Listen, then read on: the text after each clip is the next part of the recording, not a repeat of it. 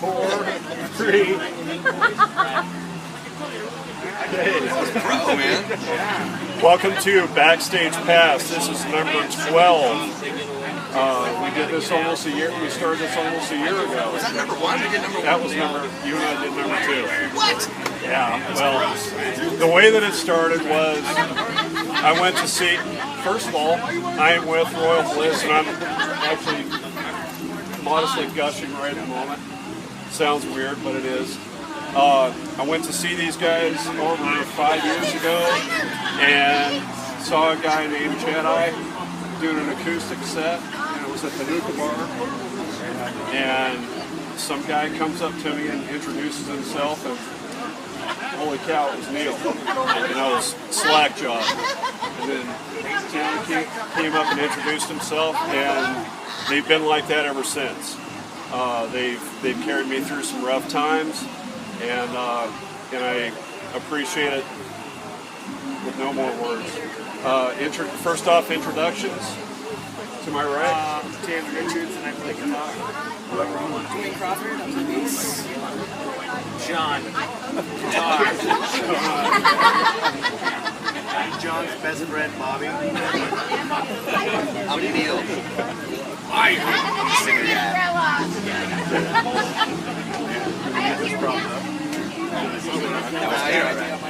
Just real quick, I've heard this before. What's the origin of your name? Well, short version. Reader's Digest condensed version. Okay. We liked the word bliss because it was like a peak of a hallucinogenic drug, and we were doing a lot of mushrooms and acid at the time. And so we're like, oh, it's awesome! And then we decided to come up with something with it, and it was like Royal Bliss. It's like the king of the highest you can ever be. It's like, oh man, we're the king of the highest you can ever be. And so we wanted our music to be that drug for everybody. So it's just like, we are that hallucinogenic drug. Get to the euphoric experience. That's the goal. That's the short version. Contribute to that.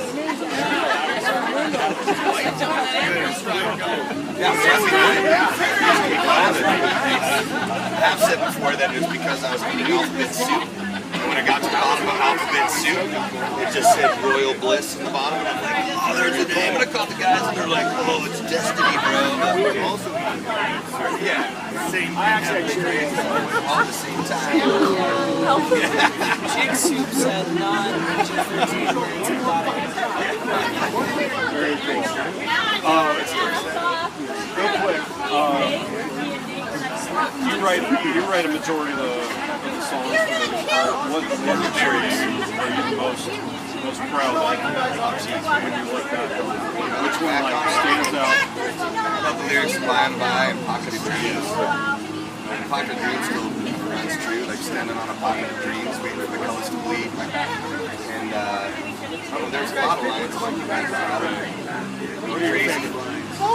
Everything from Devil's and Angels. It sounds cliche, but that song has made just the illustration of it. Nothing paints more of a picture to me than that song. There's a resolution, and I told you and Dale about Who's carrying who? He's carrying home. I got my boyfriend. That resolution part said more to me than the song. That song I've seen evolve. I was going to ask you play it every night for how many years? It's turned into almost 13 years. You know, 14. And it's never gotten old for me to listen to it. That was amazing. There's been times, and I told you that I've heard it. I've heard you guys play it, and I've been almost bawling. And everybody else is just jamming out to it, feeling it. But it's hit me so hard that it affected me that big. Now, and you guys have changed it up quite a bit. Now it's an 11-minute jam session, which is beautiful. I love the beginning. I love the long middle. how has it changed for you guys as performers? I think that's part of the reason that it's become exciting for us. And for me, like the intro, I change it every night. So every night I'm making up new lyrics, and it's where I'm at. Still, even though it's an old song, that's one of the songs that people always ask, like, are you sick of playing that song? You've been playing forever. Still, it's probably one of my top 3 every night that I get to play. And I can tell that every night is different because half the time your eyes are closed. And it's almost as if, you know, it's really coming from deep inside. It's still a very powerful song for me, and it relates to my current life. I can relate later in my life back then. So, and it's one of those songs everybody comes up and asks me about. Like, you know, this song saved my life, it saved my marriage. What's it about? Because I swear I know what it's about. Nobody knows exactly about what you think it's about. So it's like, you know, it's your song, and it means something to me, and you know, whatever it means to them, it's all theirs. I'm not like, no, that's not what it's about. But it's, and I love the middle jam, like with the band, and I think the band is one of those songs where they get to go off. And Shawnee Taylor bounce back in solos, Jermaine starts singing, Jake goes off. It's one of the only songs in our set where if we have frustrations from being on tour or just being on the road or something on our mind, that let it out on that one, where it's just like, and it's weird, like even though you don't know that it's happening, sometimes like I'll watch it happen with these guys. I love it, the break in the middle when I get to step back. Because you'll step off stage a little bit. Yeah. And I can tell when they're just vibing, like they needed that. They needed to get this solo out, and they needed to hit the drums a little harder. And it's just one of those songs that I think it'll always be powerful. I'll play that song today on dead. Even the studio version of it, as short as the guitar solo is, in the middle is still probably the smoothest, most gorgeous guitar piece that I've ever heard. We almost got sidestepped by Dylan. What is it? It's okay. What is your favorite cover song to play, Dwayne? My favorite cover song to play? Yeah. American Girl. I'll tell you which one should be your favorite. Yeah, you know, I liked playing Sabotage, but Everybody says. you know, it's one of those things that you do something for so long, you have to change it up, or just covers, you can only change them up so long. The direction we're heading, I feel like it's really hard to kind of stay true to BC Boys vibes and make it country-esque, country-esque. So I'd say as of late, definitely Very good. Sean, what is your favorite cover song to play? to play in this band. Yeah. I haven't done it yet. Really? Oh, it's so deep. I mean, I've only been in the band for a couple of years, so really the only real covers that we played have been Sabotage. Right. And there.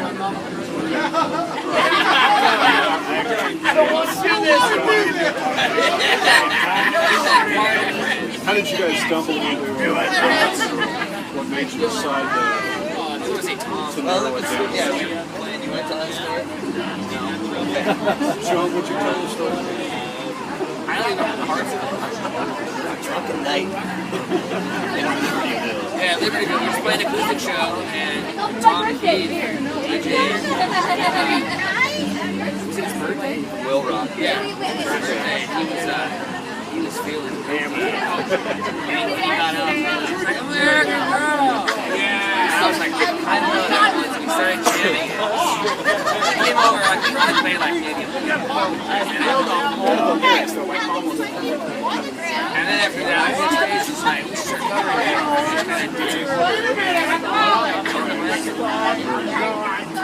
On a segue to that, who can you see covering Devils and Weasels? Who could be like a band that would cover Devils? Yeah. That is a good question. Good answer, Taylor. Yeah, Taylor's hit it on the head right there. Hey, Taylor Swift, please cover that song. Put it on your next record. Or any one of your songs, who would you picture covering By and By? Oh, man. It'd be awesome to have Eddie Vedder do a song like that. coming by him live. I think he could bring the melancholy sound of his voice to really drive that song forward. And what's that? Blue October, I think would be another one. Even doing Devil's Maze. Yeah. I've almost heard a couple of your songs, and I wish I could remember which ones, but Chris Cornell. Oh yeah. Yeah, that'd be awesome. Ripping one of those. I wouldn't tell him no. I'll kick him out of bed. To be honest.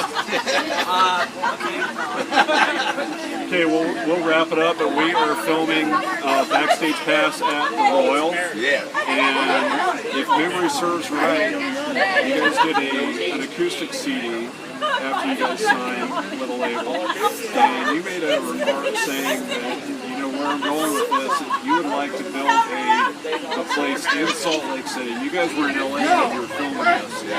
And where different bands could come and rock out all the time. The only thing it's missing is a helicopter pad. It's in the plans. But so other than that, we gotta trim some trees around here. I heard that and I thought that was really pretty damn prophetic. And I don't know where A lot of people have been bringing that up lately. It's where kind the of Royal was in the plans back then. It's always, I mean, I'm a dreamer. So, I mean, to be honest, you know, we're all dreamers. I don't think we'd be where we're at if we weren't. You know, we dream big and we keep going for it. You know, and I don't feel like we've finally reached our capacity yet. We still have any bigger dreams. We're not on an island. We want to put a bar on an island with a 9-hole golf course. And a jet will take us there. Come up, yeah. And I want to come in and whiskey. Come up with our own whiskey and come up with our own tequila. I mean, you got to dream big, and if you can reach half of those goals, like having a club. You guys were actually, I noticed it from an outside point of view. I see almost another life in your eyes. I mean, I see it in all.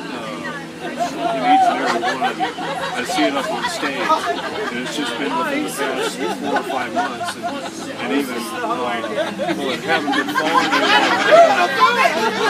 they've said it's about time that they get this kick, that they get the support and label or no label, you guys have proved me to watch what I say when I say I don't listen to country music. Because now I just don't listen to music that doesn't connect with me. And country or no, you guys are still Royal Bliss, always will be, and I appreciate each and every one. Thank you. This has been BackStage Pass with Royal Bliss, royalbliss.com. Thank you guys very much.